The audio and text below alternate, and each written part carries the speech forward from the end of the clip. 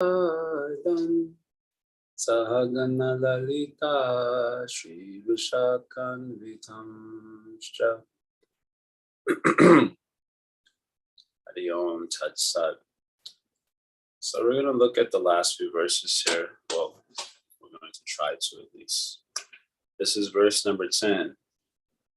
Ratim Gori Lile Apitapati Sundarya Kiranai Shachi Lakshmi Satya Paribhavati Sobhagya Balanai Vashikarash Chandra Valimukha Navina Brajasati Kshepatyarayatam Haridalitaradham Bhajamana. O mind, worship Hari's beloved Radha, who burns Rati, Gauri, and Leela with the rays of her beauty. She defeats Shachi, Lakshmi, and Satyabhama with the power of her good fortune. And by her ability to control Krishna, she casts aside the chaste young girls of Braja, headed by Chandravali. In the last verse, Srila Raghunath Das Goswami instructed his mind to remember Krishna, who is the moon of the people of Braja. And which Krishna the mind should remember specifically? The Krishna who is the Lord of my master. So in Swarupa Vesh means the absorption in one's Swarupa. Srila Raghunath Das Goswami is in the absorption of his Swarup as a Manjari maidservant of Sri Radha. So when he says, remember that Krishna who is the master of my master. So his master is Sri Radhika. And Krishna is the master of Sri Radhika. So he should remember that Krishna who is connected to her master, Srimati Radhika. So here she has love for Radha that is superior or having more predilection towards Krishna. Radha Snehadika. This is called Radha Snehadika, where the Sneha is stronger for Radha than for Krishna. Some gopis have equal love for Radha Krishna. Some gopis have more love for Krishna than Radha, and some gopis have more love for Radha than Krishna. So the gopis who have more love for Radha than Krishna, they're called Radha Snehadika. Adhika means like superior. So their sneha, affection, is superior for Radha than for Krishna. That is the mood of a Manjari. So that is the angle in which she is meditating on Krishna. It's not all one, it's all very specific. So in absorption of that meditation on her master, Sri Radhika, this next verse is also spoken. That out of all the degrees of goddesses that are venerable in Shastra, Sri Radhika is supreme amongst all of them. And her supremacy is being declared here in this particular verse. Raghunath Das Goswami and Sarvabhesha is asking her to meditate on the supremacy of her goddess, Sri Radhika. So in the commentary of Srila Bhaktivinoda Thakur, he's mostly given, again, stutis and stavas. He's given some statements from Bhakti Rasamrita Sindhu from Ujjvala Nilamani, specifically for those who are interested in shaping their inner world. These two books, well, the one book, Bhakti Rasamrita Sindhu, is absolutely indispensable for a Gaudiya Vaishnava who is interested in molding their inner world. Specifically for those who have discovered their particular ruchi to be in the Madhurya Leela, then the Ujjvala Nilamani will also be indispensable companion in the assisting of the molding of the inner world. Srila Bhaktivinoda Thakur has quoted statements from these two literatures that glorify Sri Radhika. He's also quoted statements from Stabhavali of Raghunath Das Goswami and also from Stabhamala, all which sing the praises of Sri Radhika. In this regard, Gaudiya Vaishnavas, and this is told by Srila Sridhar Maharaj, and remembering a statement of Srila Bhaktisiddhanta Prabhupada, that he says we are Shuddha Shaktas. So you know Shaktas. Shaktas means those who worship Shakti. So in India, one of the prominent forms of Shakti worship is Durga Devi, especially in Bengal, maybe other places also. But in Bengal, you can see a lot of worshipers of Shakti there. We normally don't speak so highly of this Shakti worship, especially Shakti without Shaktiman.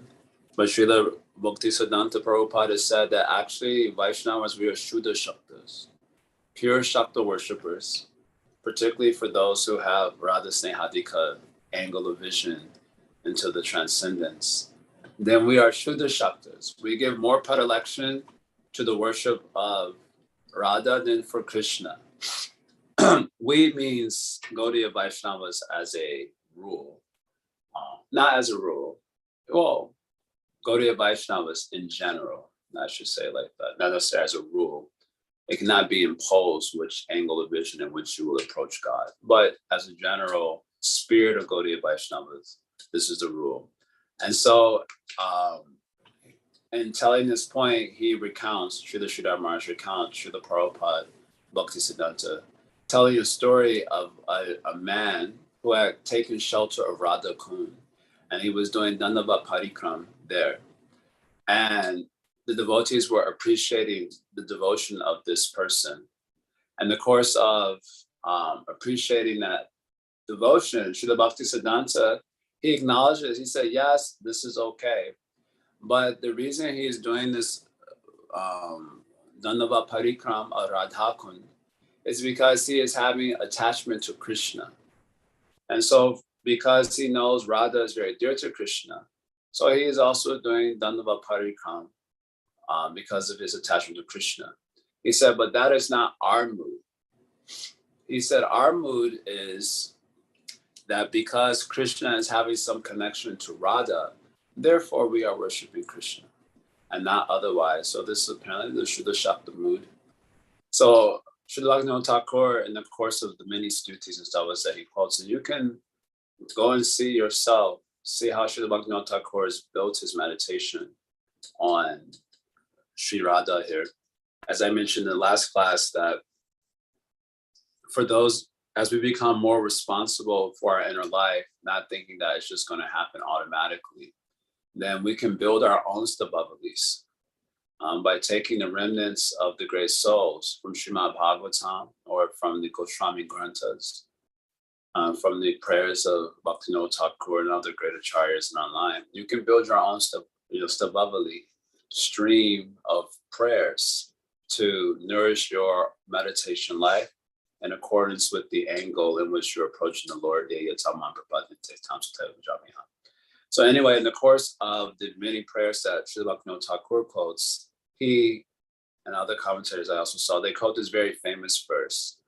Asha bharar amrita sindhu maya katanchit kalo mayati kamita kila sampratam hi Tom chakrapa mayi vidhasa sinai bakem me pranavrajena chaboro ru bakari napi.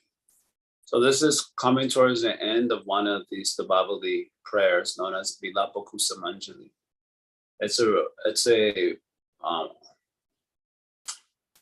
a outpouring of aspirations from Raghunath Das Goswami in the form of flower prayers, Vilapa Kusamanjali, that he's offering to his goddess Srimati Radhika. And this particular verse is very, very, very famous. He writes, or she writes, you may say, for me, somehow the present moment is flooded by a nectar of many hopes that has come out in this Vilapa Kusumanjali, which is about 105 prayers. If you do not give me your mercy, she's praying to Radha here, then of what use to me are this life, the land of Braja, and Sri Krishna, the enemy of Bhakta. What use to me is my life, Braja and even of Krishna himself. What is the use? So that is the spirit here of those who are Radha Snehadika. They're having superior devotion for Radha and Krishna. Then in the spirit, they meditate on the goddess of their life.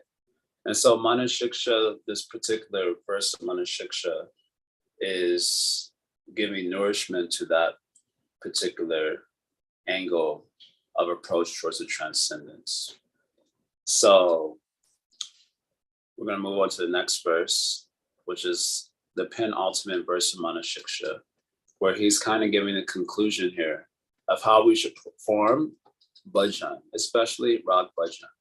So he says here, Samam Shri Rupena Smana Vivasharadha Giri Pritor Braje Sakshat Seva Labana Vidhayeta Guna Yujo Tadi Kya Kya Dhyana Shravananati Pachamritamidam Dhayanitya Govardhanamanudinam Tvam Bhajamana.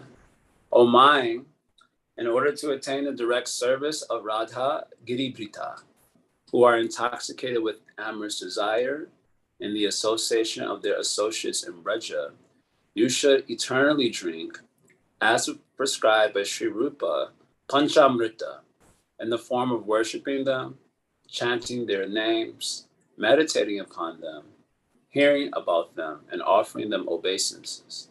You should also perform bhajana of Govardhan daily. So, O mind, Sakshak Seva Labhana Vidhaye. Braje Sakshat Seva Labhana Vidhaye. So if you desire to attain Sakshat Seva, so Sakshat Seva means direct service to Radha and Krishna. So one cannot directly serve Radha and Krishna without a Siddha Deha. Without a spiritual body, it's not possible to render direct service to Radha and Krishna. So here is Sakshat Seva Labhana Vidhaye, the unfolding of the attainment of Sakshat Seva, or the unfolding of the attainment of the Braja Swarup.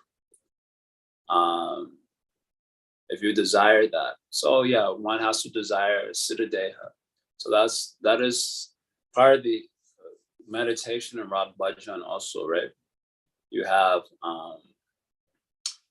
Seva Sadakarupena Siddha Rupena Chaturihita Bhavala Sunakarya Brajaloka Anusarita. So this verse everyone should be knowing by now, or should learn it if you don't know it deeply. But we are to follow the Brijbasis by rendering Seva in the Sadakarupa and the Siddharupa. So the Siddharupa is a contemplative form. A contemplative form that is suitable for worshiping Radha Krishna directly. So the way this is conceived in certain Gaudiya Parivars is that you're given a Siddha Deha which to meditate upon from the very outset of your spiritual life, even at the time of initiation. They'll tell you that you're, a mandri, for example, and they give you a Kadasha Bhava, the dress of the mandri, the name of the mandri, the village of the mandri, the seva of the mandri, the relatives of the mandri. All this is given at the very beginning.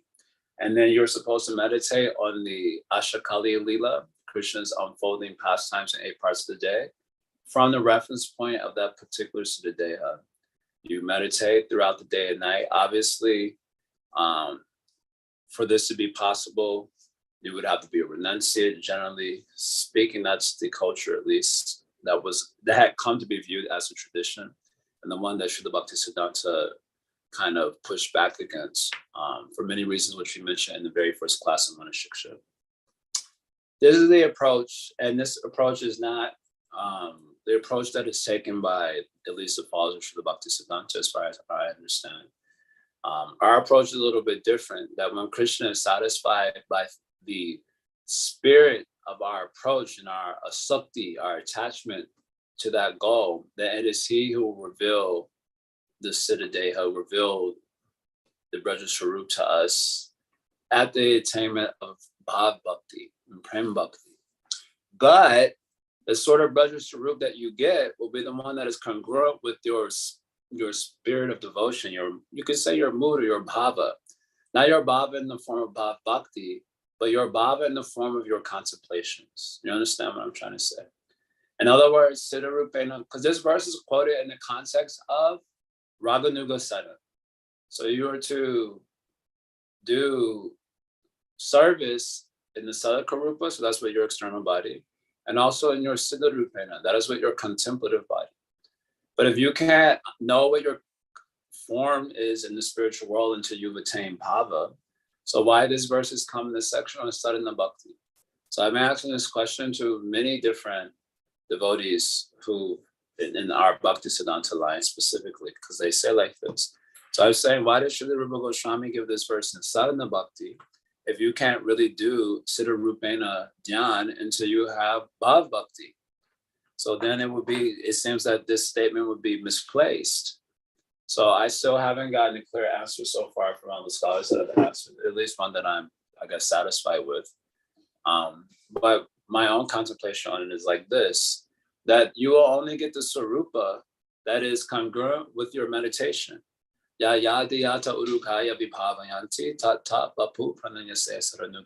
verse you should also know very well, because I quote this verse all the time because it's such an important verse for Gaudiya Vaishnavism, I believe. According to your contemplation, then tata vapu, then you get the form accordingly. Of course, tata vapu is taken as the form of Krishna, congruent with your bhav, but it can also be taken as the form that is congruent with the form of your love. You understand? So the Siddha Rupena means the contemplations of love that should be your life of sadhana, as we've been mentioning this whole time. Rupa Goswami's text 8, the essence of all advice, that the Tanama Rupa Charitadi Sukirtananu Shmito Kramena Rasana Manasini. Your tongue and mind should be engaged. Rasana Manasina Yoja. How it should be engaged? Your tongue should be engaged in Sukirtan and your mind should be engaged in Anushmriti. So this Siddha Rupena, this Anushmriti in the Siddha Rupa means the contemplations of your love, the love that you aspire for. Tat Bhava Lipsuna Karya, the love that you're aspiring for. That contemplation should be there. So that love has a Siddha Deha that's congruent with it. That's the point I'm trying to make. That love has a Siddha Deha that is congruent with it. So we have the hard work of filling our psychic world, our contemplative world, with the love that we desire. So that is why we study the various Srimad Bhagavatam, picking out the verses that correspond to our Ruchi, the Goswami Granthas, and Anushmriti, constantly meditate on it. And then by mercy, you'll get the Braja Swarup that is congruent with that particular meditation, Yaya. And then with that Siddha Deha, you can render direct service to Radha Krishna. So he's saying here, oh mind, Praje Sakshat Seva Labhana Vidhaye. The unfolding of the attainment of Sakshat Seva, that means the unfolding of the attainment of the Siddha Swarup or the Siddha Deha, suitable for direct service to Radha Krishna Yugo, to the divine couple in Braja. So if you desire that, and here is Smara Vivasha Radha Giri Pritur. So Sakshat Seva to who? Radha Giri Pritur. So Radha Krishna, who are Smara Vivasha. Smara Vivasha means they have the amative love. You know amative love? The word amative and amorous basically mean the same thing, but I like to be different, so I'm going to say amative. So Smana Vivasha means there's a mutual absorption in one another in the amative love, Shringarasa. So you desire to attain Radha Krishna and Shringarasa. Of course, maybe our Ruchi is different, so you have to choose a suitable form of Krishna Smarna, suitable to the love that you aspire after. But here, it's being spoken of from the context of the Madhurya Rasa, or Shringarasa. Smana Vivasha Radha Giri Pritur. So Sakshat Seva to Radha Krishna, who are mutually absorbed in amative desires. So if you desire to attain them, Taguna Yujo. Taguna Yujo means that this Radha Krishna is surrounded by their friends. So Krishna is surrounded by his cowherd friends, particularly the ones who are connected to the Madhurya Rasa. And Radha is surrounded by her friends and her maidservants. So we should remember Radha Krishna as surrounded by their friends. This is the meaning there. How we should remember them. So he says here, Samam Shri Rupena. This is the first statement in the verse. In accordance with Srila Rupa Goswami. In accordance with Srila Rupa Goswami means in accordance with his instructions on bhajan and literature such as Bhakti Rasamrita Sindhu and Ujjvala Nilamani.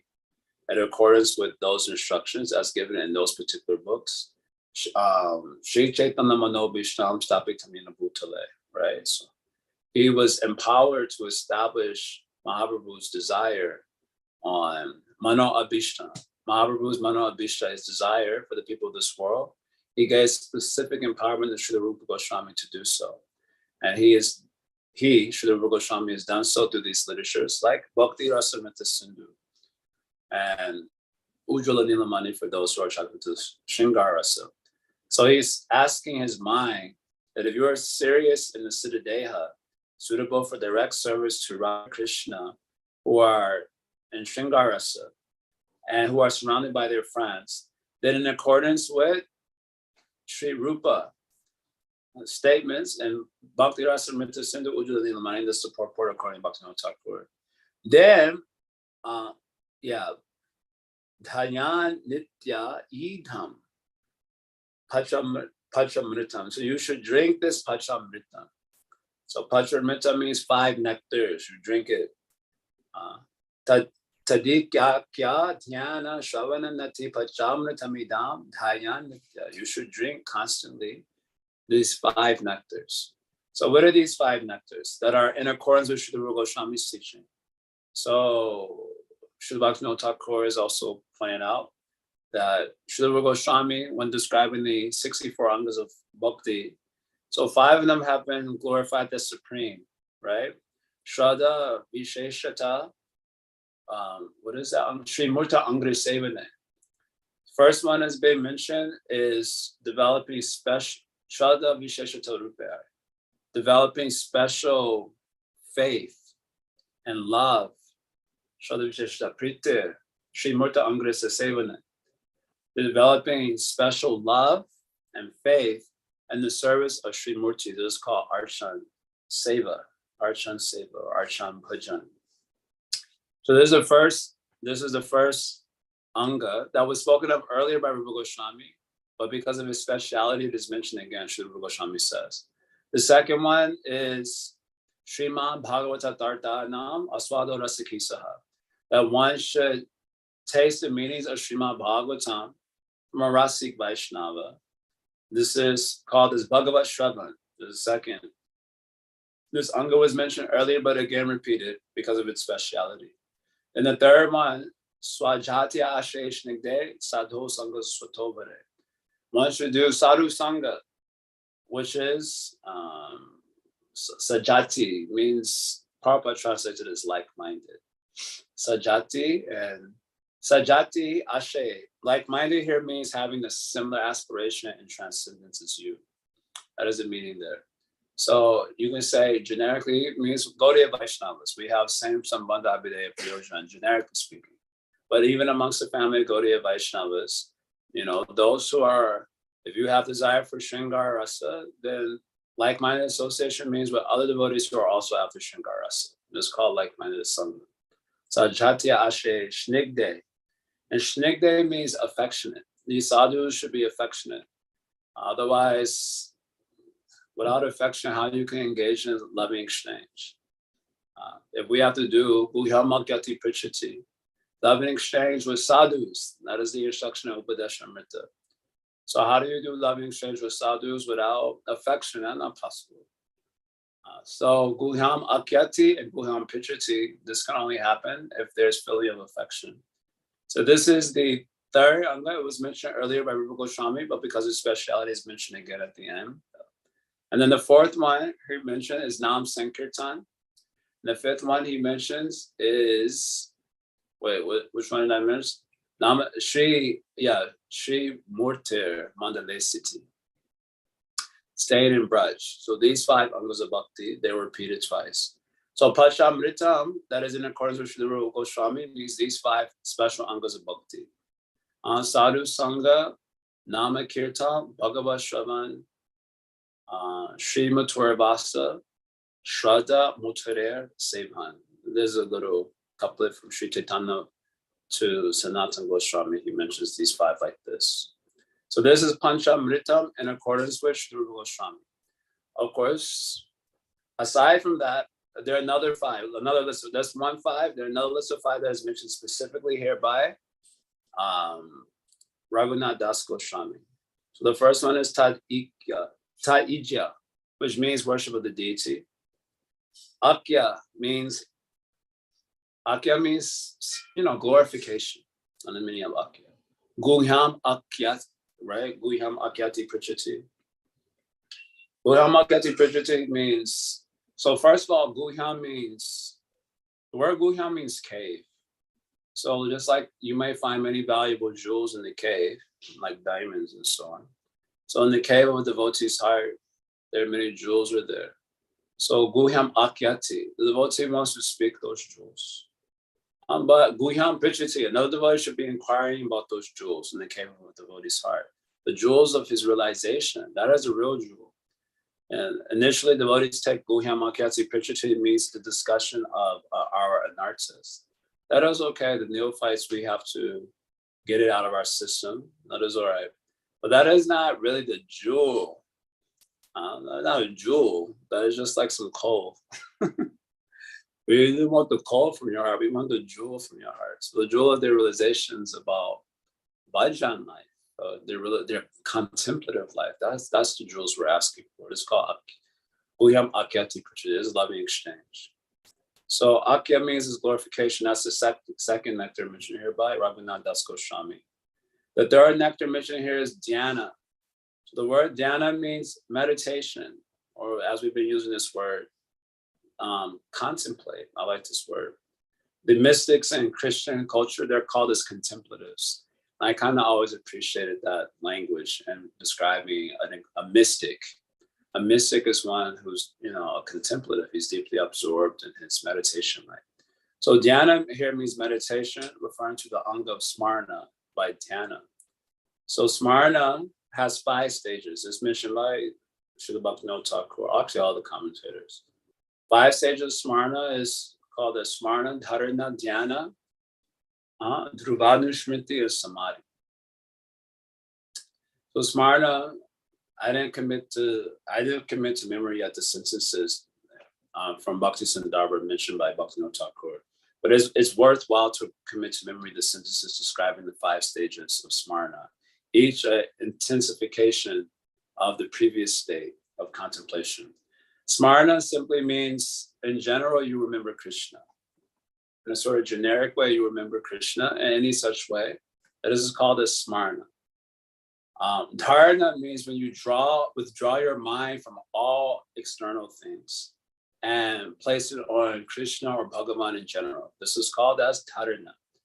It'd be very nice to have remembered this sentences. Sarva tash chitta ak Krishna. Anyway, I was looking at it this morning, but I didn't have enough time to integrate it into my psyche. So anyway, apologies. But dharana means withdrawing. Sarvash chittam akrishna, withdrawing the chitta mind from all other subject matters and placing it on Bhagavan in general. So that conveys the sense that remembrance, the mind may also be going on other things because of powerful impression, and you're also remembering Bhagavan in general. But in dharana, because the word dharana means to hold. So in dharana, you're holding that meditation on Krishna.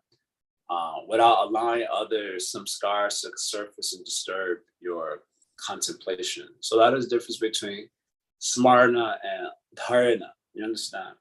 And smarna, what happens in smarna is that when you learn anything, like for example, you hear from Shastra, you learn about Krishna, then that learning deposits a samskara in the psyche.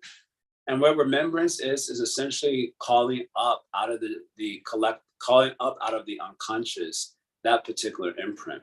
Just like on your computer, you have so many things on there. And when you go to your computer, you bring up or you call to the surface of the screen a particular app or whatever, then you can call it a smarna, something like that. In the karmashaya, or the storehouse of our samskaras, there's so many things that have been deposited there. And remembrance is basically simply calling out of that storehouse a particular imprint. So you learn about Bhagavan and you call to the surface of your chitta something that you learn about Bhagavan. So this is called smarna. But as you do that, as you call out one thing, so many other things may pop up also. I have a terrible example in that regard. Anyway, so you can understand that experientially. And so your meditations get disturbed by these other imprints. But dharana means where you're withdrawn it from other things and you're holding that contemplation. So this is dharana, not allowing it to be overrun by other contemplations. After that, dhyana happens. So dhyana is like dharana, but in dhyana, there is a speciality in your meditation. That means you're remembering a special form of Bhagavan. So dhyana here is what is the word being used here by Rabindranath Das Goswami. There should at least be dhyana. So dhyana means that it is like dharana. So you've withdrawn from other things and you're holding meditation in your psyche. But in dharana, it is Bhagavan in general, and in dhyana, it is specific. That is the difference between dharana and dhyana. Then there's dhruvanushmriti. So dhruvanushmriti means a continuous, a continuously fixed meditation on the special form that you have in your contemplation. It's called dhruva. Dhruva means fixed. And anushmriti, continuous remembrance of that special form of Krishna without disturbance from any other thought. So this is called the dhruvanushmriti. Example is given like an outpouring of nectar. So we don't know what that is. So I think I've also seen Srila Baladeva Vibhushana, and I want to say a Gita commentary, but I don't recall the exact location. He gives the example of honey coming out of the bottle. So when the honey drips out, there's no break. It's just this long thread of honey. This is called dhruvanushmriti. And then after that, there's samadhi. So in samadhi, there is only the object of contemplation, and there is no other awareness of any other object, including one's own self. So this is called as samadhi. If you go to Patanjali Yoga Sutra, so he speaks about, there are 8 angas, ashna anga, right? So the first angas are like preparatory. The last 3 angas are dharana, dhyana, and samadhi. And so smarna and dharana kind of relate to dharana and Yoga Sutra. And dhyana, of course, relates to dhyana. And dhruvanushmriti and samadhi relates to samadhi and Yoga Sutra. But there's some difference between this. I hope we caught that comparative list there. And dhruva, in samadhi, there are 2 types mentioned by Patanjali. Sampragyata samadhi and asapragyata samadhi. The difference between sampragyata samadhi and asampragyata samadhi is in sampragyata samadhi, you're concentrating on a particular object. And what you're doing is you're not allowing the mind or any other impressions of the mind except for that one imprint of that particular object to continuously flow into your psyche. So this is called sampragyata samadhi. Because basically the way the mind works is that, you know how if you take these old reels, not like the Instagram reels that have become so popular, but the old ones, they're like these thread of, negative images. So each image, represents, like if you're watching an animation, each image represents a progression in the animation. So when it's played on the wall, it looks like a movie image, but they're actually just these still images one after another. And they represent a sort of progression in the animation that you might be watching. So the mind is like that. It's like this reel of these imprints. And so you have this one image of, let's say, Krishna, then the next image of an Instagram thing, and the next image of a fight with your partner, and the next image this and that. So the mind is like all sorts of crazy stuff. But when you make all the images the same imprint, all the images are, let's say, Krishna, Krishna, Krishna, Krishna, then the real that goes in your head is just one of Krishna. This is called Sampragata Samadhi, basically. But it still has some connection with some of the psychic faculties. A Sampragata Samadhi just means where there's just the soul and the mind is completely suspended. This is known as a Sampragata Samadhi. So you're not taking any help from the psychic world, and the soul is standing in its own nature. For Yoga Sutras, a Sampragata Samadhi means this. But above a Sampragata Samadhi is a Samadhi of Bhakti. So in Bhakti Sandarbha, actually, Srila Jiva Goswami quotes some nice verses from Bhakti Rasamrita Sindhu. I think it's probably in relationship to the Shanta Bhakta.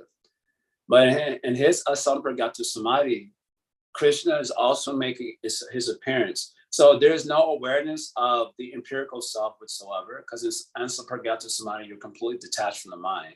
So there's no awareness of the self, and still Krishna is appearing in that image. So it seems like it has the elements of Sampragata Samadhi, insofar there is a object of meditation like Krishna. But it also has the elements of Asampragata Samadhi, because there's no connection with the psychic world. There's not even awareness of the self. So the Samadhi of Bhakti is superior than the Sampragata and Asampragata Samadhi of yoga, Ashtanga yoga, and it includes elements of both. So a little technical. In any case, an example of this is the gopis being called for Maharas. So when Krishna played his flute, when the beloved plays his flute, he calls the gopis for love communion. Then what happens in the very first passage of the Rasa Leela? We hear about the gopis' minds being stolen away by Krishna, and that they give up everything. They give up their family, their children. Some of them were feeding their husbands. They gave that up. They gave up the whole world related to the empirical existence was immediately abandoned. And some person who's still trapped in empirical consciousness might be bewildered by this, hearing this. How this is possible? They can just, put down the kids. And no, because they've entered into samadhi. So they've forgotten their own self. They've forgotten their self as connected to the empirical body. And they've also forgotten their own self, even like as consciousness. Only the object of meditation remains. And they ran to that object of meditation. This is an example. And Gopi Lila. So there should be dhyana. This is the third nectar mentioned here. Shravanam is also mentioned. There should be hearing. And nati means obeisances. We'll not go so much detail there. Straightforward. Shravanam means hearing of the Nam-Rup Guna Lila of your Ishtadev. And nati means offering the obeisances to the deities, to the devotees, etc. So these are called as Panchamritam. So you should drink this Panchamritam. And also, Govardhanam Anudhinam Tvam Bhajanamana. You should also worship Govardhan every day. So he mentions this. So if you go to the Stavavali, right after this Manashiksha, he offers 2 prayers to Govardhan. So he wants to worship Govardhan. So how is he worshiping Govardhan? Because Govardhan is told by Srimati Radhika and Venu Gita, he is Haridas Varya. And Krishna is told that superior to worship of himself is worship of his devotees. And Govardhan is Haridas Varya. He's the best of all the servants of Lord Hari.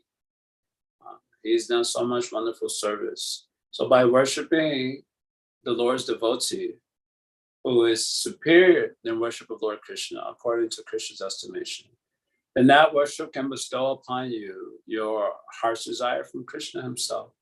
So he's requesting the mind to stay at Govardhan. That is itself a type of bhajan, just to live there and do parikram. That is bhajan of Govardhan. You can also sing stutis to Govardhan, as Raghunath Das Goswami will do. He also had one Govardhan Shila. He worshipped the Govardhan also. So he's saying you should also drink this Panchamrita, and you should also do bhajan of Govardhan every day. Why you should do this? Well, this is if you desire to get the Siddhadeha, suitable for direct service to Radha Krishna surrounded by their friends in Braj. If you don't desire this, then okay, you can move on, carry on.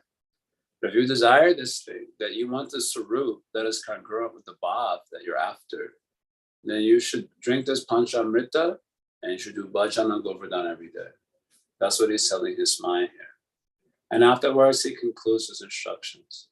We'll have to take it up tomorrow briefly because it's already 9 o'clock. But this is the last sort of instruction to the mind here. Very nice. Okay. So we're going to pause here. Let's see if some question, comment is there. I'll look at the chat box here. Okay, the verse you quoted about whatever our contemplation is, that would be our reward. Was thinking about the VG verse, Yam Yam Vapi Smanam Baba. That is also a good verse. They're connected. We here remember Krishna at the time of death, but since our aspiration is to progress towards Raghunaga Bhakti, it seems Smanam Bhavam is still incomplete if it ends with Krishna only, but not to a specific bhava. It's interesting, Krishna could have said Yam Yam Vapi Smanam Krishna. He's using the word bhava. It's clear as to what our specific goal is. Yeah, this is a unique angle of Gaudiya Vaishnavas. We don't say that the Prayojan is Krishna. We say that the Prayojan is Krishna Prema. Because only in Krishna Prema you can find Krishna. You cannot find Krishna outside of Krishna Prema. Those who didn't have Krishna Prema, they also saw Krishna, but they didn't see Krishna. Pashana Pigna Pashiti. Seeing but not seeing. Right, by Duryodhana. I was reading yesterday, Duryodhana, when Krishna came as peace messenger, he told Dhritarashtra that, you should give back the kingdom. Dhritarashtra refused, saying that Duryodhana would not be amenable to that. So then Krishna said, okay, at least give 5 villages. But Duryodhana said, no, I will not even give 5 villages, because he knew whatever little bit you give to the Vaishnava, they will expand it like anything. Just as the Pandavas, they had already done that earlier with Indraprastha. Indraprastha became so popular that people didn't care for Duryodhana, and they said, let's all move to Indraprastha. So it was not even agreeable to get 5 villages. So finally, in confidence, Krishna tells Dhritarashtra that you should arrest this boy and imprison him. Otherwise, he will lead to the destruction of the whole Kuru race. So Duryodhana had heard about this. So as Krishna was leaving, he and Shakuni and one other, I think, they all surrounded Krishna with ropes. They wanted to imprison him, even though this was against the rules of Dharma to treat a messenger in this way. So when Krishna saw this, he began laughing. And then he manifested a universal form and bewildered all the Duryodhana, Shakuni, and the other one. They got bewildered, they fainted, and then Krishna left. And when they came to consciousness, even though they saw the universal form of Krishna, Duryodhana immediately dismissed it. This is not a display of Bhagavan. He says Krishna knows some magic. He's very good at the magic. And therefore, he's done some trick with us. Pashana Pigna Pashati. So you cannot find Krishna outside of Krishna Prema. That's what Gaudiya said. So we say the Prayojana is not Krishna, the Prayojana is Krishna Prema, which begins with Reti or Bhav Bhakti. So that is our goal. That's what we say. Harisham wants to say something. Hey, hi, Prabhu. I'm not sure if I'll try to articulate this. When you were describing Sampradhyatmika Samadhi, about this really nice visual of how you have this multiple stream of thoughts and you replace each frame with Krishna, I was just thinking about how, in Krishna consciousness, we're always taught that bhakti is the highest form of meditation, which you also yourself corroborated later. The issue is that before we have some sort of significant raga for Krishna, there is a definite mental effort, as Hari Prabhu was also pointing out. You got to make the effort, right? So we will need to use our mind to mentally replace all those frames of, those streams of consciousness, whatever thoughts, with frames of Krishna, at least for some time of the day when we're chanting our japa, because thoughts of Krishna are not going to come naturally. And I guess it's puzzling to me why Prabhupada and the Acharyas didn't go so much or didn't care so much to teach us the mental process of replacing those frames with Krishna, and instead are prescribing bhakti meditation, which honestly speaking, is for somebody who has some raga or attraction for Krishna. Then he can actually, or she can actually do some bhakti related meditation. But for many of us, so because I was even trying this as you were speaking. Let me see. I was like, let me see if I can just think of Krishna for 10 seconds, right? Let me if I can just keep that frame of, and then literally I forgot that I was supposed to do that after about 8 seconds or something like that. You know what I'm saying? It's not that easy to, at least for me, to think of just that still frame of Krishna. And I think a lot of devotees also share that same mental struggle. So I'm just wondering, why did we skip that step? Why did the acharyas choose to skip that step of helping us learn the importance of mental training before bhakti meditation? Instead, we were told to do bhakti meditation from the very beginning. Does that make sense? What do you mean by your question is it would be nice to have mental training first and then be told bhakti meditation. Yeah. But it's like we've been told bhakti meditation from the outside, but we don't have the mental training for it. Yeah. And it's not even stressed. We don't hear anything about it. We don't discuss it. We don't talk about it. It's not stressed in the books. We're never, like, in my head, if you ask me, Harishan, how will you get to prema? I would say first I have to have, Shraddha and Sadhu Sangha and then Nishta. And then, you know what I'm saying? It's all delineated, those things. But when it comes to the process of meditation, it feels like we're missing a step. So in the Madhurya Kadambini, Srila Vishwanath Chakravarti Thakur has spoken about 5 degrees of nullification in the Anarthas, right? Ekadashavartini, Bahudeshavartini, and so on. What is it? Purna, Atyantiki. He's given this language there, right? But then he uses this language to describe the progress of bhakti in terms of our ego transmutation, right? At the very end of the Madhurya Kandamini, the very last, statements, he talks about the transformation of ego, the transmutation of ego through the different stages of bhakti, and he uses the same language there to describe the progress. I don't know if you remember that. I'm not going to be able to articulate it precisely, but he says, like, in the beginning of Christian consciousness, you only have like a whiff of the concept of I am Krishna's and Krishna's mine. And our identity with matter is absolute. Maybe he uses Purna, but I wouldn't say it's absolute. Like, we have the I am mine is very strong. And there's like a sense of the identity of being a devotee, by which we think, oh, I'm a devotee, I want to serve Vaishnavas. Then he says at the stage of Sadhu Sangha, the spiritual identity becomes a stronger whiff. I forget the language that he uses there. And the material identity comes to the Purna platform. It's still pretty strong, but it's not absolute. It's only Purna. Then when you come to the stage of Bhajan Kriya, he says, then the spiritual identity becomes Ekadesha Vartini. And the material ego becomes, you remember this? And then the material ego becomes, whatever. So in this way, as the spiritual ego is blossoming, the material ego is being kind of pushed out.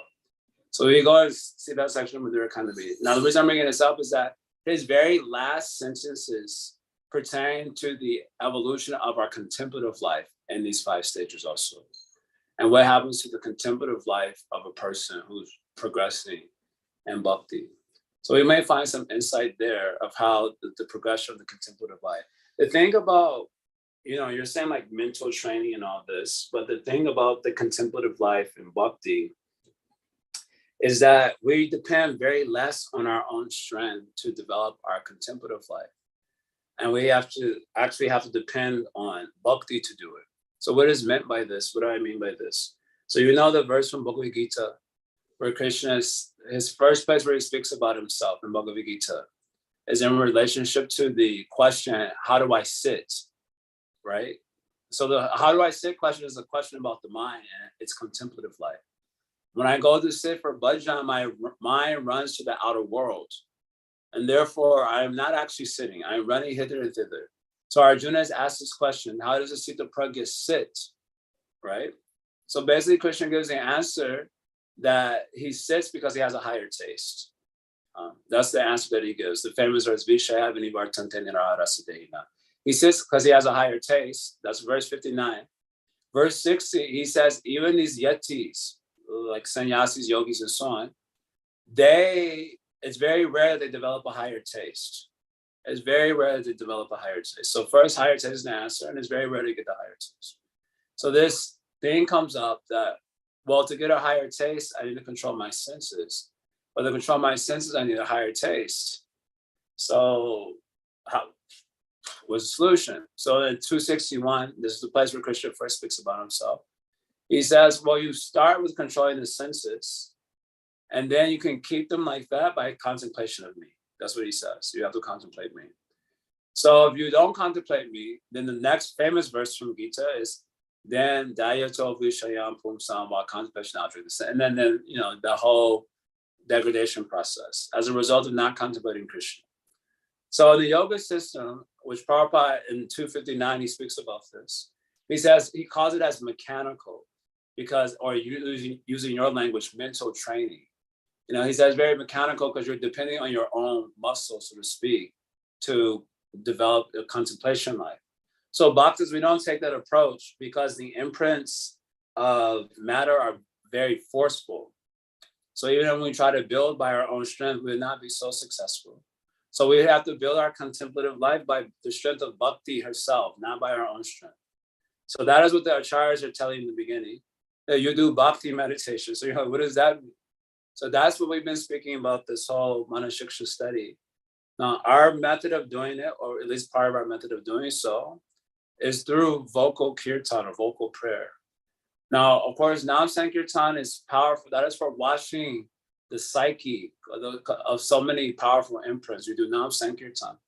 But after that, there is Guna Kirtan or Rupa Kirtan and Lila Kirtan also should happen, right? And through the vocal prayer, that's what I've been calling it, this class, I've been calling it vocal prayer.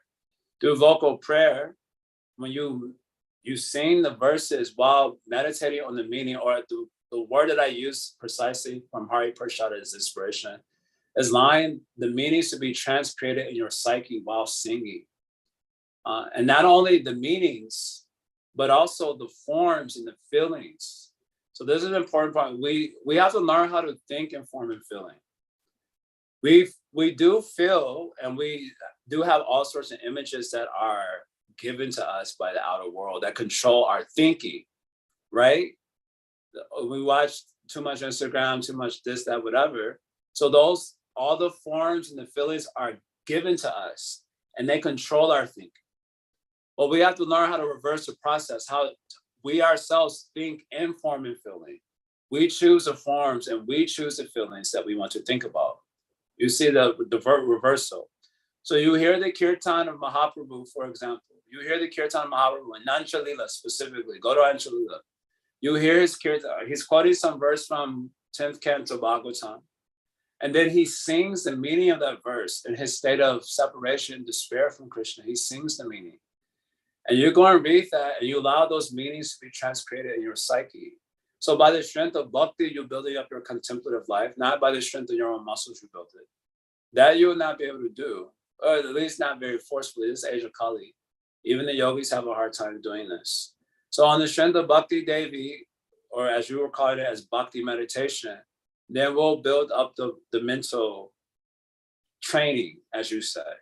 So our method is like this. We do kirtan of Srimad Bhagavatam, or the verses, and then allow those meanings to be transcreated in our mind, and like a feedback loop, from voice to mind, from mind to voice, like a feedback loop. Allow this contemplation life of bhakti to develop. So I've been saying this. So you have no taste for it. I also have no taste. I had a very nice meditation over there. I should write it down.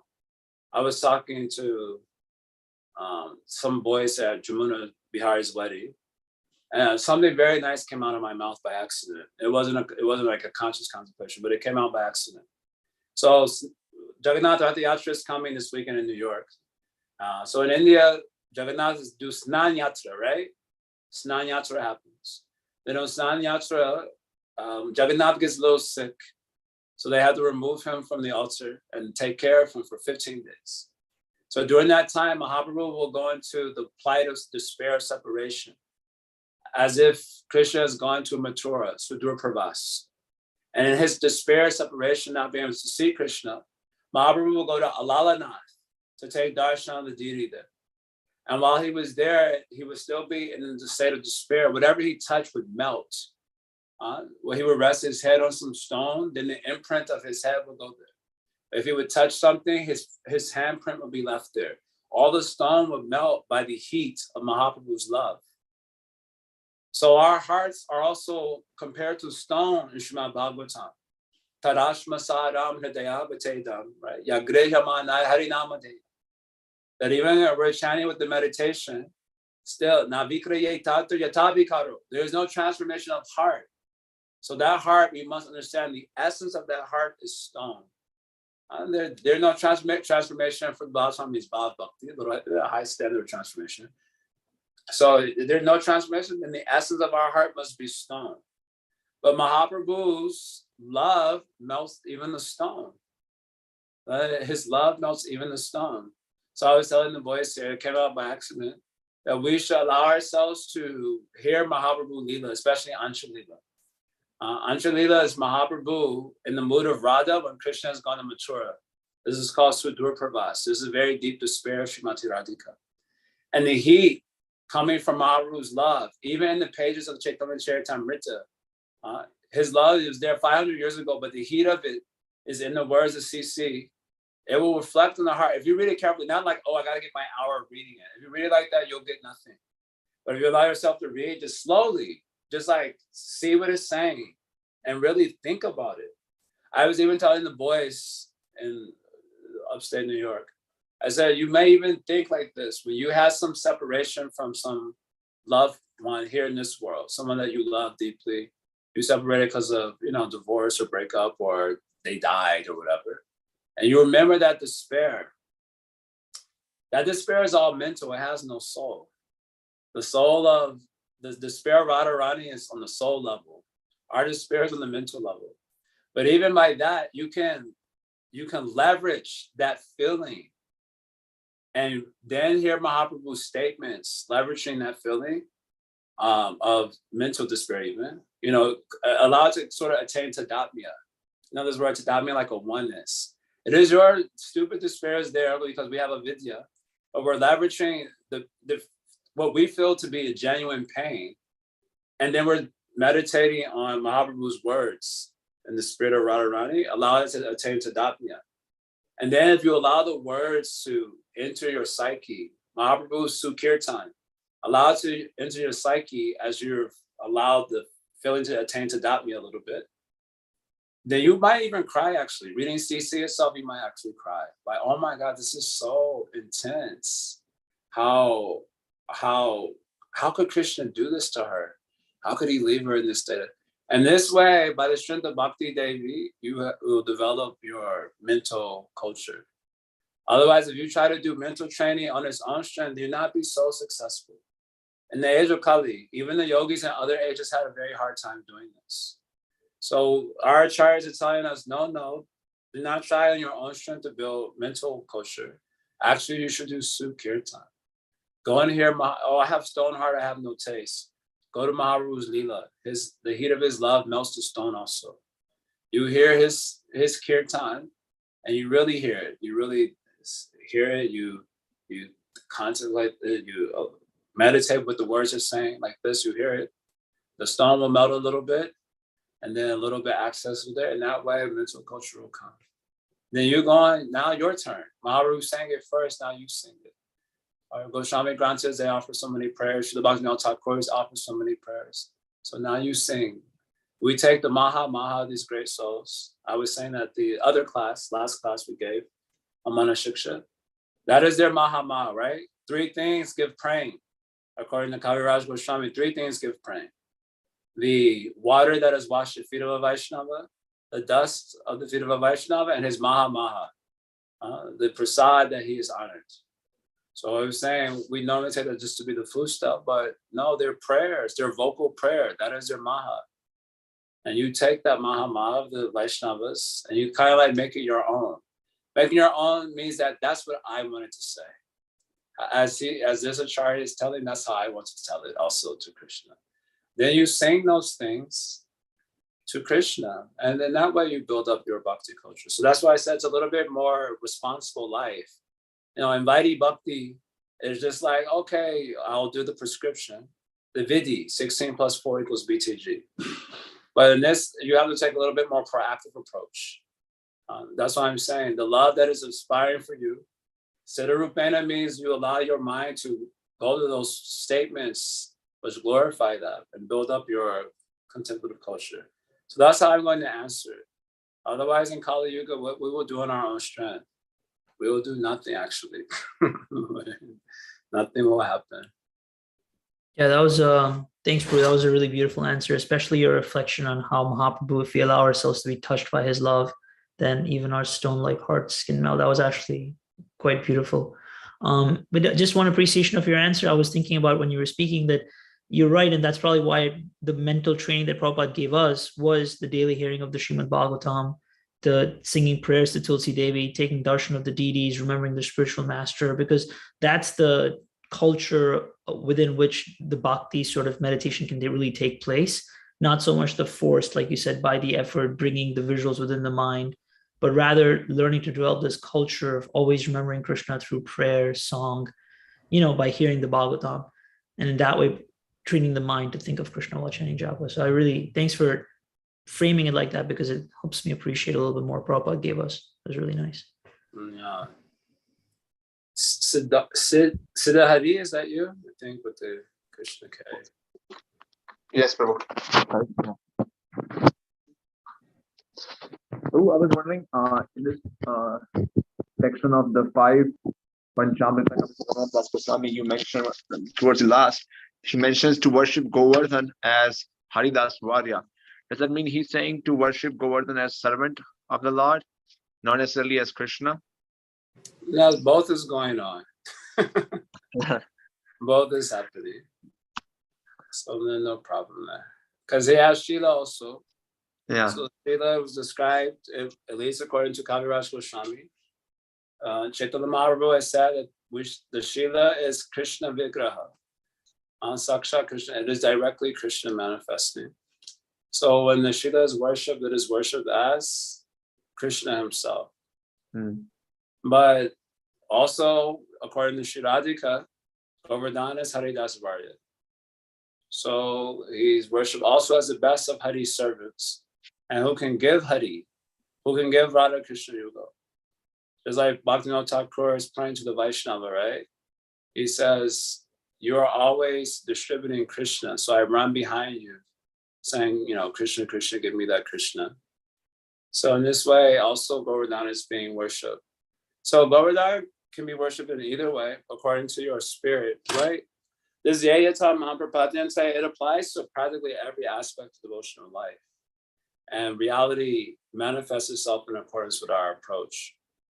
But here he's just saying, do bhajan of Govardhan. So what is that bhajan of Govardhan? So these different angles will be told by different devotees.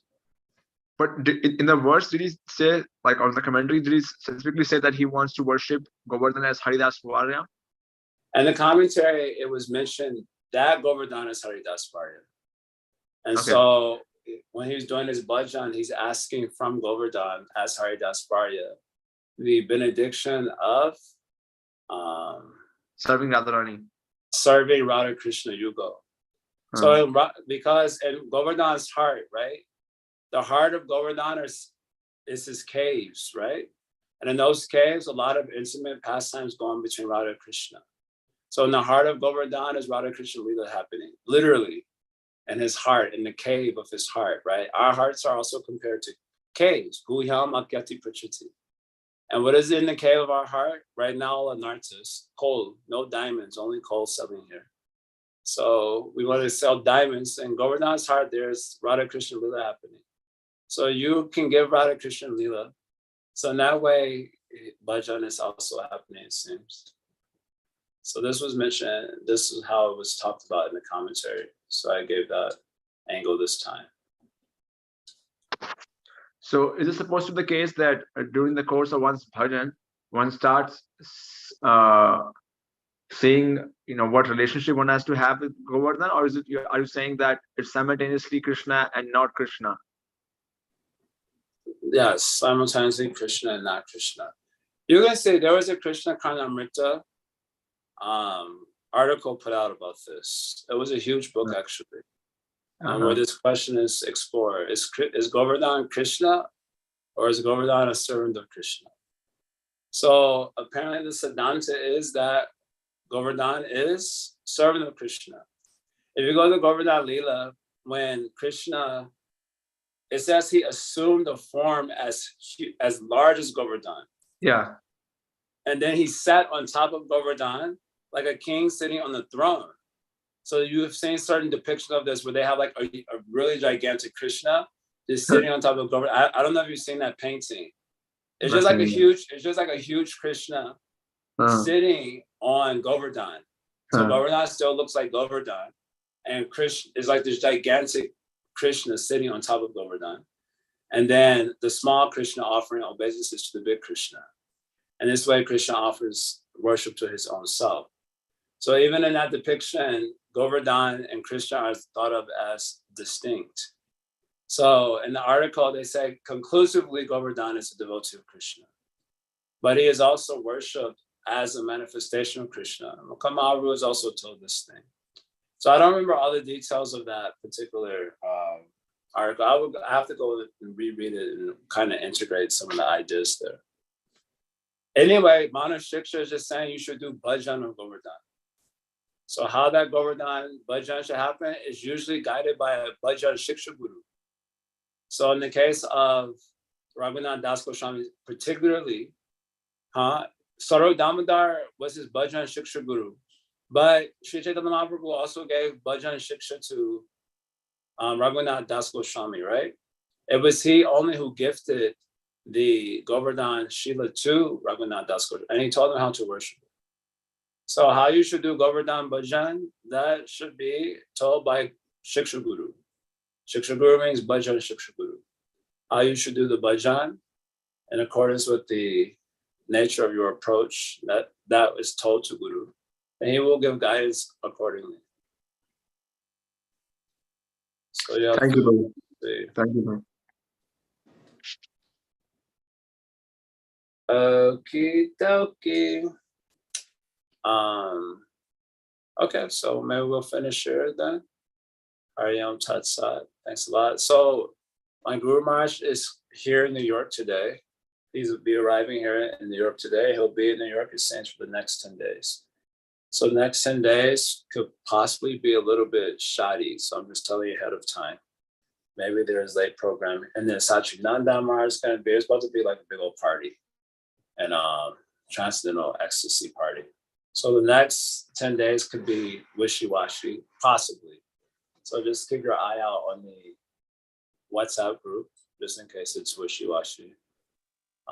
Because who knows, all of a sudden that thing comes up. Okay, so we'll hopefully finish tomorrow, Mana Shiksha, and then we'll go back to our regularly scheduled program, 6th Canto, Triptike Luba is coming up. Srila Prabhupada ki jai, Srila Raghunath Das Goswami ki jai, Sri Mana Shiksha ki jai. Shri Go, Hari Bo, Hari Bo. Thank you, Prabhu. Hare Krishna.